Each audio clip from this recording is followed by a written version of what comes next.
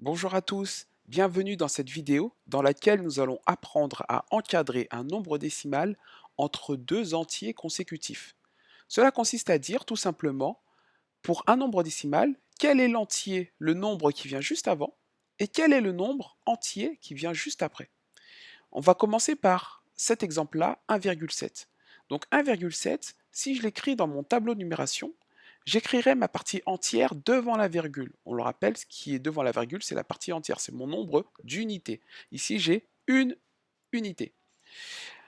Et je vais écrire ce qu'il y a juste derrière la virgule, ici, dans cette colonne-là, qui est la colonne des dixièmes. Donc j'ai pu ainsi écrire 1,7 dans mon tableau de numération, et je comprends que 1,7 c'est égal à une unité plus 7 dixièmes. Donc si je devais placer une unité plus 7 dixièmes sur ma droite graduée, donc je pars du 0, je prends une unité et je prends 7 dixièmes, donc 7 graduations qui coupent l'unité en 10. Donc 1, 2, 3, 4, 5, 6 et 7. Donc 1,7, je peux le placer, hop, ici. Donc une fois que j'ai placé mon nombre, qu'est-ce que je peux constater? C'est que 1,7, c'est entre 1, l'entier 1, et 2, c'est entre une unité et deux unités. Donc, si je dois l'encadrer ici, qu'est-ce que je mettrai? Je mettrai 1 à gauche et 2 à droite. Alors, je peux vous donner une technique qui peut vous permettre de savoir comment encadrer sans forcément avoir recours à la droite graduée. Tout simplement, je vais observer mon nombre décimal. Et je vais me concentrer uniquement sur ma partie entière. Ici, ma partie entière, c'est ce qu'il y a devant la virgule, je le répète, c'est le 1. Donc ma partie entière, je vais la réécrire à gauche. Donc j'écris 1 à gauche.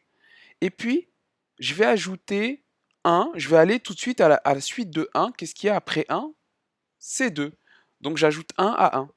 Donc qu'est-ce qu'il y a après 1? C'est 2. Le 2, je vais l'écrire à droite. D'accord? Donc ici, je vois que 1,7, c'est entre 1 et 2. Autre exemple, 2,3. Donc avec la technique que je vous ai donnée, on va se concentrer sur la partie entière. Ici, c'est le 2, ma partie entière. Donc je vais réécrire 2 à gauche. Et pour compléter à droite, ben, j'ajoute 1. Qu'est-ce qu'il y a juste après 2? C'est 3. Donc 2,3, c'est entre 2 et 3.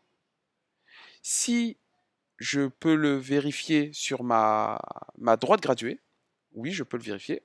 Alors, 2,3, je prends 2 unités, 1 unité, 2 unités, et 3 dixièmes.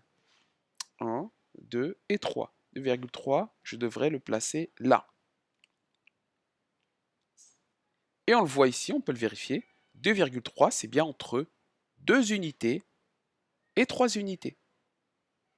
Voilà. Alors, autre exemple, 4,75. Donc comment vais-je faire?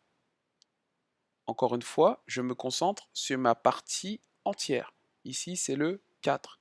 Donc le 4, je peux l'écrire à gauche. Et tout simplement, ajouter 1. Qu'est-ce qu'il y a après 4? C'est 5. 4,75, c'est entre 4 unités et 5 unités. Allez, un dernier exemple. 0,593. Je me concentre sur ma partie entière. Ici, ma partie entière, c'est le 0. J'écris 0 donc à gauche. Et qu'est-ce qu'il y a après 0? C'est 1. Donc 0 plus 1, ça fait 1. Donc 0,593, c'est entre 0 et 1. Et voilà pour cette notion. J'espère que vous l'aurez bien comprise. Si ce n'est pas le cas, n'hésitez pas à regarder la vidéo à nouveau, à me solliciter via l'ENT ou par mail, ou demander l'aide de vos parents, de vos frères, de vos sœurs ou de votre entourage. Et voilà, à très bientôt!